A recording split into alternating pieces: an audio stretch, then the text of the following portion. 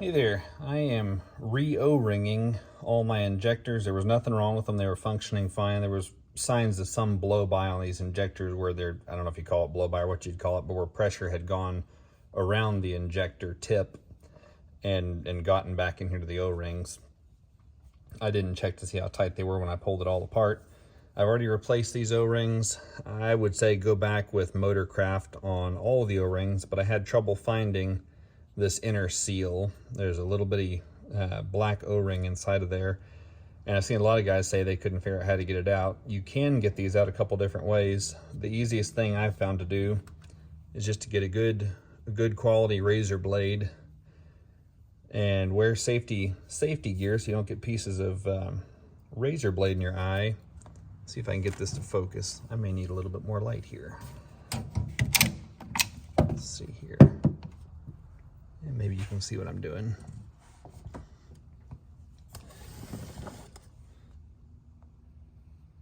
Okay, inside of here, there's this little C-clip. And usually if you get that razor blade on top of it, push it in behind, you can work that little C-clip loose.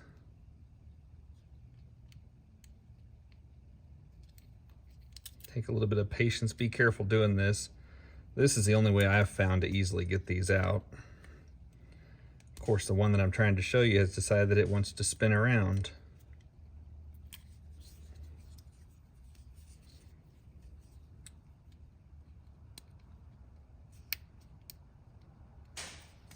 I'm gonna grab a different one. This is easier to do if I got all my hands free in a vise, but harder to film. Okay, I'll try to hold this still so you can see what I'm doing.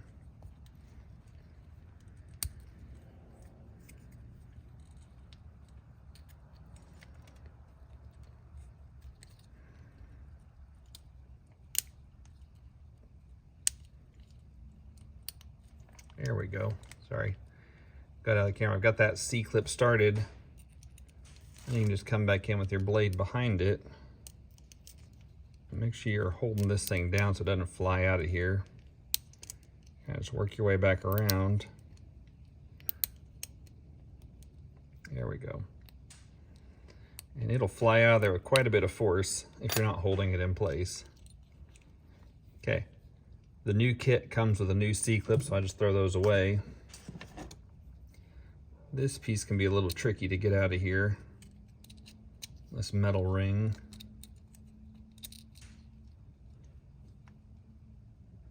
This does have a top and bottom to it, so make sure you get it faced up with the beveled edge on top. You can kind of see that beveled edge in there. Okay, and then inside of there, there's a rubber ring. That one came out pretty easily. They're usually a little harder to get out. Probably pretty well worn out.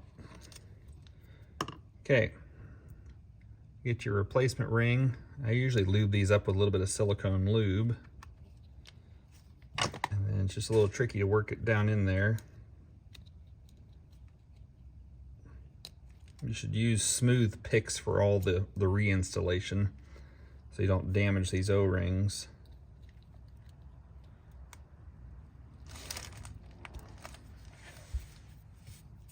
Hard to keep this on screen for you, so I apologize for how much this takes place off screen. Okay, once you're sure you got that lined up and in there correctly, kind of hard to see in there. Looks good to me. Take your beveled steel ring, beveled edge facing up. Just set it in there and work it down. Now reinstalling the new C-clip can be a bit of a challenge as well. Just get one side started and work your way down, but make sure you're holding this clip in place so it doesn't fly off on you.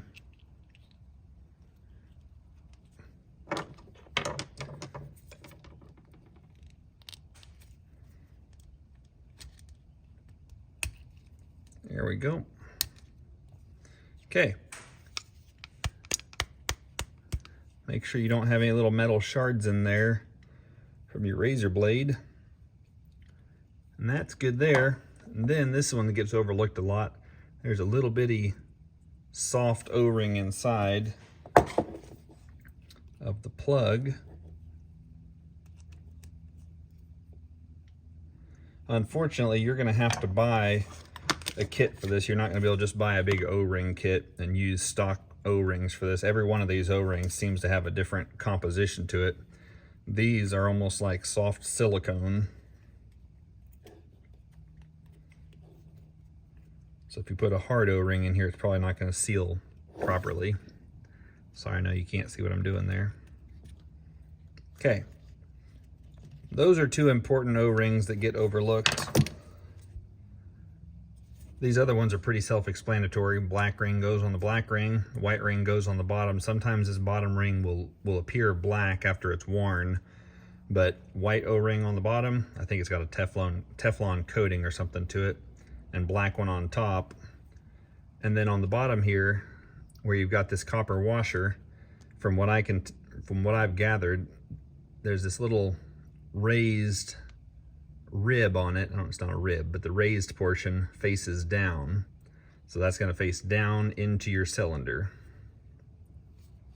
And you take those off, just get a razor blade. I'm not going to take it off here because that's a brand new one, but just get a razor blade behind it and kind of work your way loose, and that'll slide off. Unless there's something wrong with these, I typically don't rebuild the internal components. If they're functioning fine, I just replaced the O-rings when I put them back in. So these were all functioning fine. We did a buzz test. Everything sounds good, feels good, and the car was running fine before it lost oil pressure. So there you go.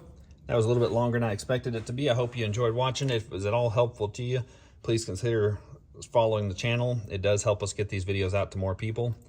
And at some point, I'll show you all a rebuild on one of these where you do a full rebuild. I typically just buy remanufactured. It doesn't cost much more to buy one that someone else will stand behind their warranty as opposed to rebuilding these yourself. But in a pinch, if you don't have the money to buy a brand new remanufactured, you can rebuild these. Sound a little bit hickish in that one. There's another O-ring up here we want to replace, and I lube all these O-rings up with a silicone lubricant. You can use engine oil too, but I like to use that silicone lube. Seems to slide them in just a little bit better. Alrighty, thank you all for watching. Consider liking and subscribing to the channel, and let us know if there's anything else you'd like to see, especially on these 6-liter diesels. I've got a few of them, and I'm rebuilding a lot of them.